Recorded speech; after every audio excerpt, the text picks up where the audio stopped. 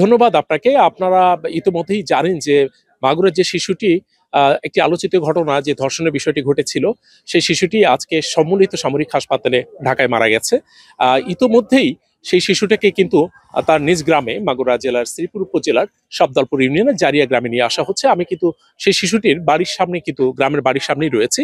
ইতোমধ্যেই কিন্তু শিশুটির আত্মীয়স্বজন যারা খবর পেয়েছেন, তারা কিন্তু তার বাড়িতে এসে বেশ ভিড় জমাচ্ছেন। আমরা দেখতে পেয়েছি সেই শিশুটির যে দাফন সম্পন্ন করা হবে সেটিও স্থানীয় সোনাকুণ্ডি গ্রামের গোরস্থানে তার দাফন সম্পন্ন করা হবে। সেই অনুযায়ী কিন্তু তার বাঁশ কেটে আমরা দেখলাম ইতিমধ্যে যে বাঁশ কেটে নিয়ে যাওয়া হচ্ছে এখান থেকে। সেই আয়োজনই কিন্তু করা হচ্ছে সেই দাফন সম্পন্নের। হেলিকপ্টার যোগে ইতিমধ্যে আমরা জানতে পেরেছি যে হেলিকপ্টার যোগেই কিন্তু শিশুটিকে মাগুরায় নিয়ে আসা হচ্ছে। ইতিমধ্যেই শিশুটি আসার পথে তার অপেক্ষায় কিন্তু সবাই আছে।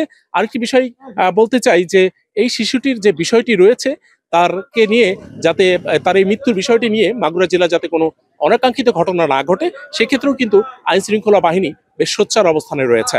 এই ছিল আমার কাছে সর্বশেষ মাগুরা থেকে।